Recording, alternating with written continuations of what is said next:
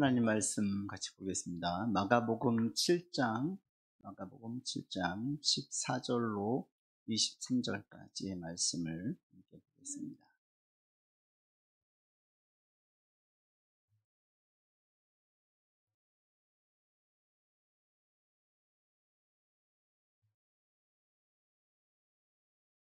한 절씩 저랑 교독하겠습니다. 14절로 23절까지. 무리를 다시 불러 이르시되 너희는 다 내 말을 듣고 깨달으라.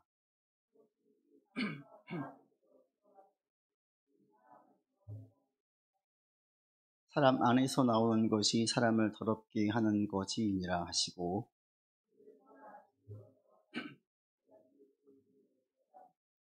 예수께서 이르시되 너희도 이렇게 깨달음이 없느냐? 무엇이든지 밖에서 들어가는 것이 능히 사람을 더럽게 하지 못함을 알지 못하느냐?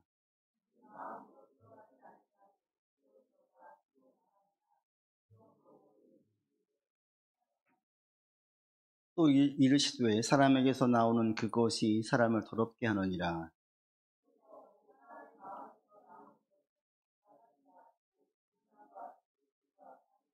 간음과 탐욕과 악독과 속임과 음탕과 질투와 비방과 교만과 우매함이니,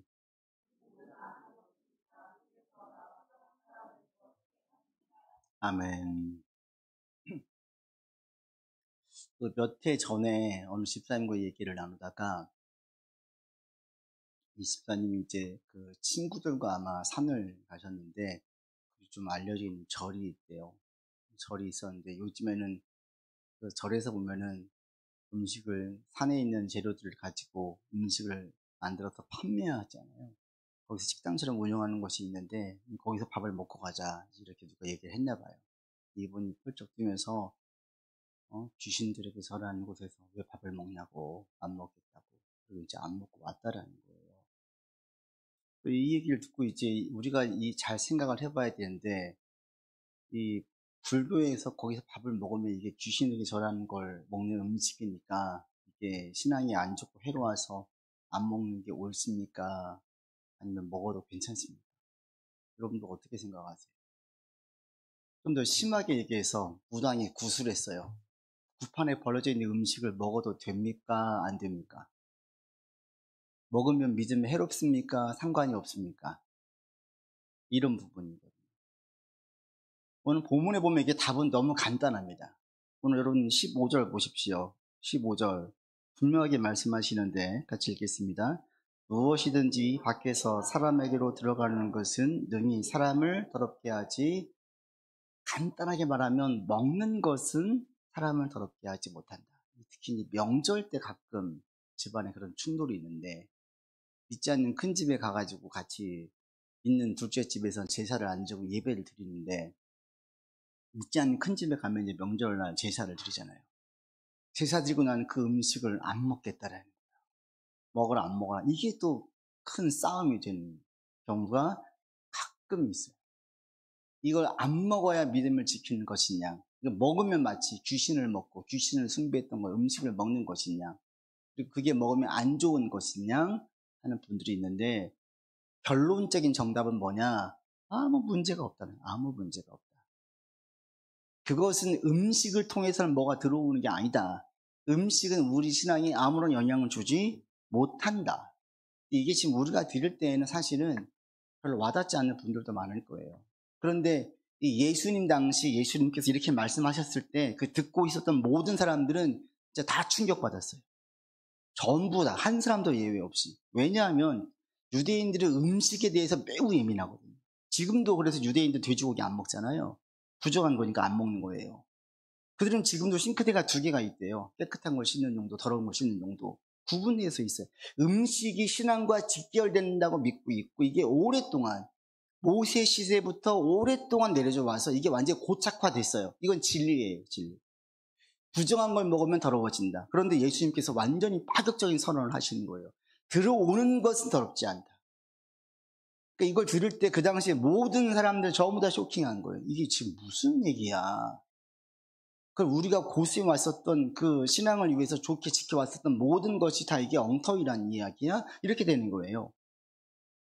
이 말씀을 받아서 초대교회 때 처음 교회가 세워졌던 예루살렘, 그 교회에서 이제 이방인으로 파송을 했잖아요. 바울을 보냈어요. 선교를 하고 결실이 맺어지니까 예루살렘 본부에서 4가지만을 금했어요. 유대인들이 내리고 지키고 있는 전통들 다 안 지켜도 괜찮다. 근데 4가지는 지켜라. 딱 4가지. 그 중에 한 가지가 뭐냐면 우상에게 절하는 것을 먹지 말라 했어요. 이게 상당히 예민한 거예요. 그 정도 유대인들은 먹는 거에 예민해 있었어요. 많이 양보했는데도.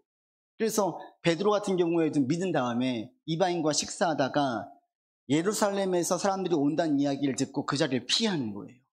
그 사람들이 혹시라도 흉을 보고 흠을 잡고 비방할까 이게 싫어가지고 이방인들과 음식을 먹는 것이 자기를 더럽게 진다는 그 사상을 쉽게 버리지를 못하는 거예요. 그러니까 바울이 거기에 대해서 자기가 공개적으로 책망을 했다.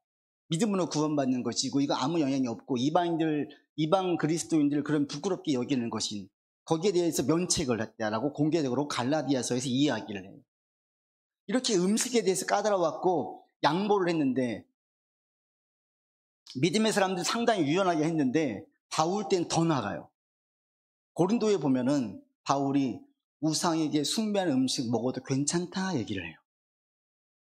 초대교회 때 예루살렘 본부에서는 금했었는데 이게 왜 그러냐면 고린도란 지역이 항구 도시예요. 그 사람들은 제사를 많이 드려요. 그 당시 고대의 제사는 신들에게 드리는 제사는요, 우리의 소원을 들어주세요 이런 제사가 아니에요. 그 당시에 신들에게 행하는 그 제사는 신들의 노여움을 달래는 거였어요. 신들이 노여워하지 않길 자기들끼리 생활하고 신은 필요 없거든요.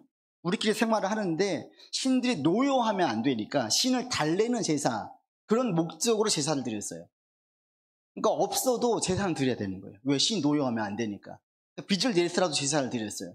그리고 돈이 없으니까 제사 드리는 그 음식을 먹지 않고 시장에 파는 거예요. 그러니까 시장에 가면 좀 더 싼 게 있어요. 이런 것들은 대부분 제사 드렸던 음식들.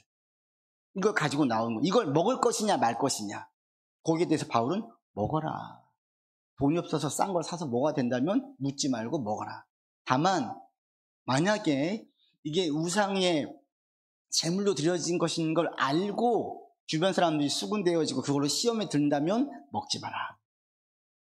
아니 어떨 땐 먹으라고 하고 어떨 땐 먹지 말라고 이 얘기해요. 이게 뭐예요? 본질은 똑같아요. 먹는 것은 우리 신앙에 전혀 아무런 영향을 주지 못한다. 이게 진리이고, 그런데 너 자신의 신앙이 아니라 너희 옆에 있는 다른 사람의 신앙이 흔들리지 않기 위해서 네가 음식을 가리라고 이야기하지 음식 자체가 우리 가운데 영향을 주지 못한다는 거예요. 누가 구술을 했어요. 구술을 해가지고 음식을 가지고 왔어요. 이거 먹으면 돼요, 안 돼요? 아무 상관없어요. 그렇지만 웬만하면 믿는 사람이라면 굳이 먹으려고 하진 않겠죠. 저도 굳이 먹지는 않을 것 같아요. 귀신에게 절하고 무당 굿해가지고 신접하려고 했던 그 음식을 굳이 우리가 먹을 필요는 없겠지요. 그런데 극단적으로 이제 먹을 게 아무것도 없어요. 그거밖에 없어요. 그럼 어떻게 해요? 먹으면 돼요, 그냥. 그것이 우리 가운데 아무 영향을 주지 못한다. 이게 우리 가운데는 별 영향이 없지만 이것을 깊이 묵상해 보면 우리 삶에 적용되어지는 게 참 많아요. 지금도 보면은 큰 수천 대 나무에다 놓고 절을 하는 사람들이 있고요. 여전히 부적을 많이 가지고 있고요. 사주를 보고요. 그리고 사람들이 돌을 쌓아놓고 정성껏 큰 바위에다 놓고 소원을 빌어요. 저는 2010년도에 월드컵 있을 때 독일의 문어 파울이라고 들어보셨습니까? 점령이 문어 파울.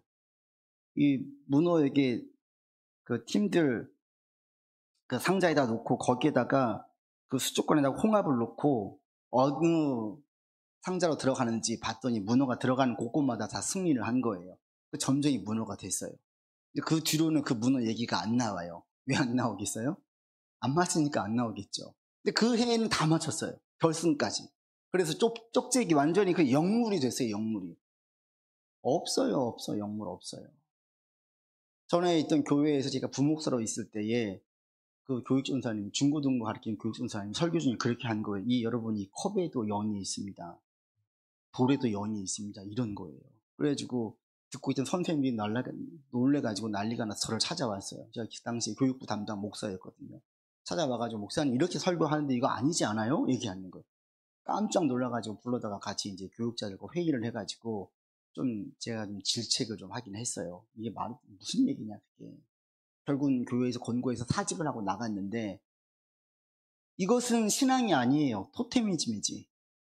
무엇인가 영물로 여기고 신성시 여기고 우리가 정석껏 아무리 신성시 여겨도 그것은 인간이 만들어온 거짓에 불과해요. 제가 동남아에 갔을 때 많이 봤던 게 시골로 가면요, 집집마다 사당이 있어요. 거기에다가 조그만 상을 놓고 음식도 갖다 놓고 기도도 하래. 거기서 기도도 하는 거예요. 매우 정성껏 해요. 거기에는 아무런 영이 없어요. 아무런 힘이 없어요. 제가 한번 찾아봤어요. 온라인에서 찾아보니까 어떤 스님 쓰신 부적이 38,000원에 팔고 있더라고요. 심지어는 집 잘 팔리게 해주는 부적도 있대요. 그 부적 100개 사다 놔보세요. 집 잘 팔리는지, 뭐가 잘 되는지. 없어요. 거짓이에요. 그냥 종이 딱지예요. 아무 힘도 없어요. 음식 자체에는 아무것도 없는 것처럼 인간이 만들어온 오직 영혼, 인간에게만 하나님의 생명을 불어넣어주셔서 영혼이 됐지, 영적인 것의 힘은 어떤 무생물, 생물이 있지 않습니다. 하나님께서 매우 초자연적으로 역사하신 예외적인 경우를 빼놓고는 보편적으로 이런 일이 일어나지 않아요. 이게 우리 가운데 직접적으로 와닿는 게 어떤 거냐면, 지금도 이사 때가 되어지면요, 손 없는 날, 손 있는 날 따져요. 손 없는 날이 훨씬 비싸요. 그 동서남북 이틀씩 귀신들이 들어오는 날, 그 해를 피하는 게 손 없는 날이에요. 동쪽으로 이 귀신이 이틀 돌아오고, 서쪽으로, 남쪽으로, 북쪽으로 들어온다. 그날 피해가지고 이사 가면은 해가 없고 잘 풀린다. 그래서 그날이 진짜 더 비싸요. 이사 비용이 더 비싸요. 이거는 아무것도 아니라는 거예요. 우리 그리스도인에게는 어떤 날이 이사하기 제일 좋은 날이에요? 햇볕이 쨍쨍 내려 쬐는 날. 값싸면 더 좋고요. 이게 손이 있는지 없는지는 전혀 중요하지 않아요. 이게 그러니까 전부 다 이 미신적인 행위이고, 이런 부분에 있어서 우리가 매우 자유해야 돼요. 의외로 여기에 매어져 있는 분들이 상당히 많이 있어요. 혹시라도 이렇게 해서 재수가 없는 건 아닌가, 귀신이 해코지한 거 아닌가. 제가 얼마 전에도 그 얘기를 듣고 깜짝 놀랐는데, 어느 믿음 있는 분이 그 얘기를 하는 거예요. 목사님 오는 분이 자기 친척 집에 갔는데 부적 같은 걸 믿고 있어가지고 그걸 찢어버렸대요. 이거 아무짝에도 쓸모없다고. 그런데 그 뒤로부터 이분이 시름시 말타가 돌아가셨대요. 그러면서 하는 말이, 그럼 부적 찢으면 안 되는 거 아니에요? 이러는 거예요. 제가 깜짝 놀랐어요. 믿음 있는 분이. 그분이 아파서 돌아가신 것이 부적을 찢어가지고 그렇게 된 거예요? 아니라는 거예요. 아니라는 거예요. 그거하고는 아무 상관이 없는 거예요. 어떻게 타이밍이 맞아서 그렇게 이제 해석이 되고 맞아 안 되는 거예요. 수천 년 된 나무를 자른다고 해서 그것이 해코지를 하지 못해요. 사람들이 정성껏 모션 돌단을 회파했다고 해서 그게 어떤 영향을 미치지 못해요. 여러분, 이런 거에 대해서는 여러분이 담대할 수 있기를 바랍니다. 흔들리지 않기를 바랍니다. 그런 걸로 두려워하지 않기를 바랍니다. 아무 영향을 미치지 못해요. 제가 그때 그랬어요. 그러면 예수님이 귀신보다 약하다는 얘기인가요? 그 예수 잘 믿는 그 권사님이 그렇게 돌아가셨다는 이야기가 그럼 귀신이 더 힘이 세다는 얘기입니까? 그러니까 아무 말도 못하는 거예요. 우리 믿는 예수님께서 가장 강하신 분이에요. 누가 해코지예요? 못합니다. 이 먹는 음식의 문제가 우리의 신앙에 이렇게 연결지어서 볼 수 있어요. 예수님께서 먹는 것은 전혀 중요하지 않다라고 얘기하시면서 이들의 관점과 시선을 다른 곳으로 돌립니다. 여러분 16절 보십시오. 16절 같이 읽습니다. 사람에게서 나오는 것이 사람을 더럽게 하는 것이니라. 사람에게서 나오는 것, 즉 마음, 내면에서 나오는 것이 사람을 더럽게 한다라고 말씀하세요. 근데 이것도 당시 유대인들에게는 충격적인 얘기예요. 왜냐하면 이때까지 유대인들은 신앙을 잘 간직하고 좋은 신앙을 유지하기 위해서 어디에 힘썼냐면 외형적인 것에 힘썼어요.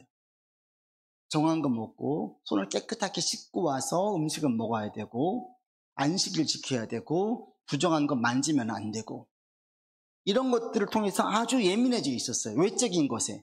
심지어는 예수님께서 극찬을 했던 세례 요한도 이 한계에선 벗어나지 못했어요. 이 외식하는 자들아, 사탄의 자식들아, 심하게 말씀하면서 그 다음에 내린 결론은 뭐냐면 우리에게 이렇게 말합니다. 옷이 2벌이 있으면 나눠줘라. 먹을 것도 있으면 나눠줘라. 세리에게 말합니다. 정한 새만 부과해라. 군인에게 말합니다. 강탈하지 마라. 거짓으로 고발하지 마라. 월급으로 만족해라. 여기서 끝나요. 이 외적인 부분을 중요시하고 바꾸는 것 필요하긴 한데 이 한계에서 벗어나지 못해요. 예수님이 무슨 말씀하시냐면 외적인 것보다 더 중요한 게 니들 마음이라 그래요. 마음. 신앙생활 잘하는 사람들, 그래서 여러분들 오실 때 제일 먼저 예배를 드릴 때마다 우리가 살펴야 할 게 뭐냐면 우리 마음이에요. 마음. 외형적인 것이 아니라 내면을 살펴야 돼요. 내면. 제가 최근에 한 12kg가 빠졌어요. 한 2달 사이에. 그랬더니 보는 분들마다 다 걱정을 하는 거예요. 외적인 게 눈에 보이잖아요. 한 분도 저에 대해서, 저의 내면에 대해서 묻지 않아요. 마음은 평안하신지, 혹시 뭐 마음에 무슨 문제가 있으세요? 문제 없는데 묻지 않아요. 건강에도 문제가 없어요. 뺀 거예요. 어떤 분들은 이 내면적인 거에 대해서 우리가 보통 볼 때에 이 외적인 것에 예민해요. 그런데 여러분 예배를 드릴 때마다 우리가 가장 먼저 신경 쓸 게 뭐냐? 우리의 마음이라는 거야. 내 마음이 지금 어떤지. 이게 제일 중요해요. 그럴 때 이게 왜 우리가 중요하냐면 이 마음에 대해서 여러분 20절로 가보십시오. 20절 같이 읽겠습니다. 또 이르시되 사람에게서 나오는 그것이, 여기서 우리가 주목할 게 나온다라는 거예요. 나온다. 사람에게서 나오는 것, 마음에서 나오는 게 뭐냐면 그 다음에 있는 온갖 죄악들이라는 거예요. 우리 마음에서 나오는 것이 좋은 게 안 남아요. 악한 게 나와요. 더러운 게 나와요. 제가 최근에 읽고 있는 그 자기 책 중에 마음을 따르지 않을 용기, 사디어스 윌리엄스가 쓴 책인데 여러분도 되시면 한번 읽어보십시오. 제가 좀 생각을 많이 해보게 만든 책이었는데 여기에 보면 우리가 영적으로 대단히 심각하게 생각하고 방어해야 될 사상을 한 가지 얘기해요. 그게 뭐냐면 지금의 사조가 뭐냐? 마음 가는 대로 해라. 마음 가는 대로. 이게 가치 있고 어떤 무엇인가 큰 도전 정신을 가지고 있고 기성세대에 도전하는 듯한 멋있어 보이지요. 마음 가는 대로 해라. 그게 행복한 거다. 이렇게 이야기를 해요. 스티브 잡스도 이 얘기를 했죠. 내 마음을 따르지 않을 이유가 없습니다. 이게 되게 멋있어 보여요. 마음 가는 대로, 마음이 원하는 대로, 마음이 추구하는 대로 힘써 해. 이거보다 행복한 게 없다 라고 얘기해요. 그런데 이분에 근거하면 이것은 극단적으로 말하면 사탄의 소리예요. 사탄의 소리. 이것은 하나님의 뜻과 완전히 반대되는 메시지예요. 내 마음대로 간다는 것이 무엇이냐? 이제 그 예를 쭉 들어요. 우리의 마음이 어떤 것인지. 우리의 마음은 얘기를 들 때 우리의 마음은 우둔합니다. 그럼 우리의 마음은 지혜롭지 못해요. 지혜로운 것 같죠? 그렇지 못해요. 마음대로 갔던 스티브 잡스 멋있어 보였죠? 끝은 어떻게 됩니까? 췌장암으로 걸려 있을 때 요가로 치유하겠다고 일부러 음식도 끊고 치료도 끊고 그래서 더 생명을 앞당겨가지고 더 빨리 떠나가게 되었어요. 다른 부분은 그렇게 뛰어났던 그가 어쩜 그렇게 무매할 수 있는지. 우리 마음이 무엇인가 메어지면요 다른 게 안 보여요. 우둔하다는 거예요. 마음이라는 게. 또 우리의 마음은 변덕스러워요. 제일 많이 쓰는 게 뭐예요? 사랑은 움직이는 거야. 이게 좋은 말 아닙니까? 아니에요. 사랑이 움직이면 멀쩡한 집안 하나도 없죠. 애들이 미웠다 좋았다 하잖아요. 어떨 땐 싫을 때가 있어요. 그 애들을 어떻게 봅니까? 책임으로 보는 거예요. 어떨 때는 물론 근간엔 사랑이 있지만 이 싫을 때가 있어요. 다 내팽개치고 싶을 때가 있어요. 그럼 마음대로 합니까? 우리가 못하는 거예요. 우리의 마음이 변덕스러워요. 여러분 오늘의 마음과 내일의 마음이 다릅니다. 지금의 마음과 저녁의 마음이 또 다를 수 있어요. 막 해피했다가 어느 순간 매우 우울했다가 항상 희망을 가졌다가 깊은 절망에 빠졌다가 인간이 그래요. 마음이 변덕스럽다라는 거예요. 그리고 또 마음은 나뉘어진다고 해요. 마음은 일관성이 없어요. 우리 마음에 여러 가지 생각이 있는데 이게 충돌되어지는 본능들이 우리 안에 있어가지고 이게 일관적으로 맞지를 않아요. 그래서 그 인크레더블 그 영화에 보면 악당 중에 나오는 그 버디 파인이 자기 우상이었던 미스터 인크레더블에 이렇게 말합니다. 당신은 늘 자아에 충실하라고만 하지 자아의 어느 부분에 충실할지는 말해주지 않네요. 우리 자아가 조각처럼 여러 가지 나눠져 있어요. 파편처럼. 근데 이게 일관성이 있지 않다는 거예요. 어디를 따라요? 안 돼요. 그리고 마음은 편향돼 있어요. 인간이 별로 이기적이고 자기 중심적인데 마음 또한 편향돼 있어요. 치우쳐져 있어요. 그리고 가장 결정적으로 문제는 뭐냐면 인간의 마음은 타락해서. 마음의 복종이 아니라 마음을 따르라, 이 말은 마음이 타락하지 않았다는 그 전제 속에 이루어지는 건데, 인간의 마음은 타락해 있어요. 그러니까 우리가 우리 마음을 따른다는 것은 타락한 존재를 따르는 거예요. 이런 사례들 쭉 예를 들고 있습니다. 네로, 장자크, 루소, 프리드리, 니체, 미셸, 푸코, 우리가 들을 만한 인물들을 많이 얘기해요. 네로 왕제는 30살에 자살했습니다. 그 다음에 프랑스 대혁명의 불씨를 지폈던 장자크 루소, 1789년에 프랑스 혁명이 일어나가지고 계몽주의로 이어졌거든요. 이성을 우위에 두는 이 주체가 루소였는데, 루소 같은 경우는 5명의 자녀를 모두 다 버렸어요. 고아원에서 이 나이를 다 죽었어요. 니체는 마지막 10년간 정신병원에서 보냈고요. 나치를 춤추고 공상에서 황제를 총살하고 자기가 예수라 그러고 나폴레옹이라고 얘기하고 석가모니라고 얘기하고 정신병원에 있다가 죽었어요. 이게 니체예요.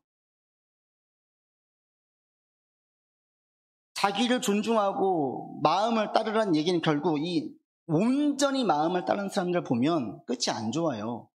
왜요? 마음을 따른, 자기 마음을 온전히 따른 사람들은 가장 교만한 사람이에요. 우리는 살면서 누군가의 말을 들어요. 그죠? 혼자 자기 생각 없습니다. 누군가의 말을 들으면서 삽니다. 그런데 아무 말도 듣지 않고 자기 생각대로만 계속하고, 이게 새로운 것이냐 무엇인가 내세우고 고집부리고 어떤 부작용이 있어서 끝까지 가는 사람들 보면 그 끝이 좋지 않아요. 왜? 결국엔 그 중심에 보면 교만이 있어요. 하나님께서 예레미야를 통해서 분명하게 말씀하십니다. 만물보다 거짓되고 심히 부패한 것은 마음이라. 세상에서 가장 썩고 악취나는 게 뭐냐? 인간의 마음이라는 거예요. 여러분, 마음이라는 거예요. 제 마음이라는 거예요. 인간의 마음이 부패하고 썩어 있대요. 마음에서 이런 소리가 나왔어요? 아닌 거예요.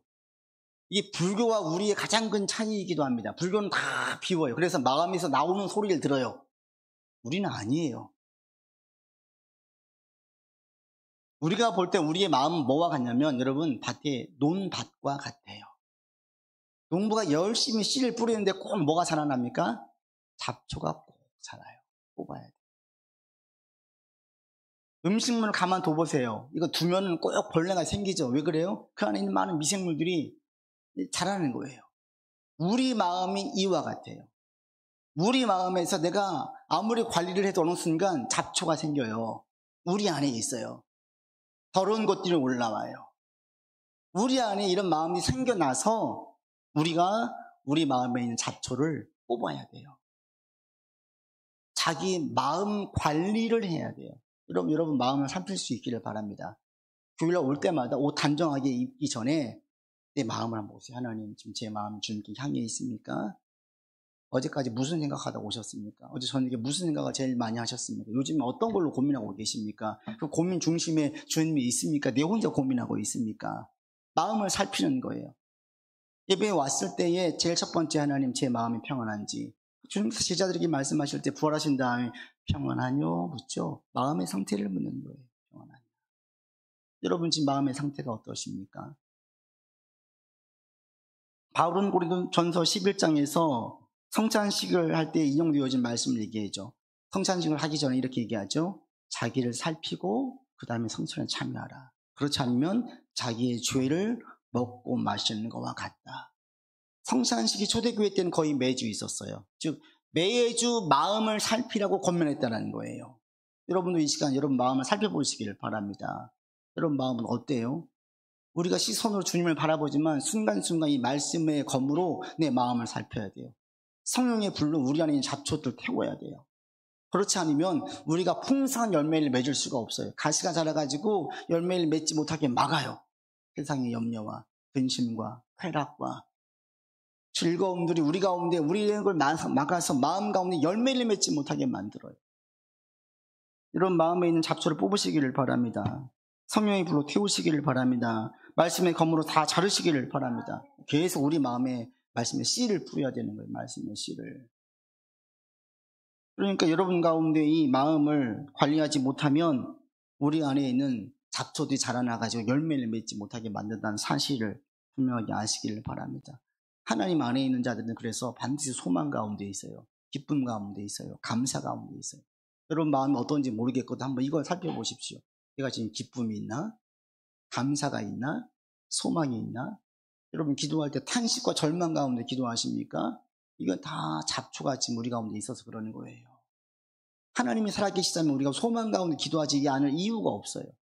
나를 바라보니까 탄식하는 거예요. 왜 나를 바라봅니까? 주님을 바라보아야죠.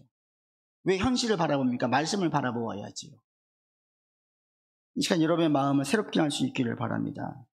우리의 마음이 주 앞에서 잘 지킬 수 있는 한 주 되시기를 바랍니다. 항상 기뻐하라, 쉬지 말고 기도하라, 범사에 감사하라. 이게 우리 모든 그리스도인들에게 주시는 말씀이에요. 여러분 가운데 기쁨과 감사와 또 소망이 늘 끊어지지 않는 한 주 되기를 바라고요. 그러기 위해서 내 마음을 잘 지키기를 바랍니다. 믿음 안에서 내 마음을 지킴으로 많은 열매를 맺어져가는 여러분들의 삶이 되기를 바랍니다. 아버지 하나님, 우리 안에 들어오는 것들은 우리를 더럽게 하지 못합니다. 이것은 썩어 없어질 것이고 배설되어지면 끝나는 것입니다. 정말 우리에게 큰 영향을 주고 우리가 심각하게 바라보아야 할 것은 우리 마음에서 나오는 것들입니다. 우리 인간은 타락되어서 본래 좋은 것이 나올 수 없습니다. 하나님, 주님으로 새롭게 되어진 새로운 피조물 된 우리 안에서 생성되어진 좋은 것들이 우리를 주장케 하여 주시옵소서. 자연스럽게 생겨지는 수많은 잡초들, 가시들, 이것들이 우리를 주장하지 않게 하여 주시옵소서. 이번 한 주도 주님 의지하면서 말씀 가운데서 많은 열매를 맺는 삶을 살기를 원하오니 주여 인도하여 주옵소서. 우리 구주 예수 그리스도 이름으로 기도드립니다. 아멘.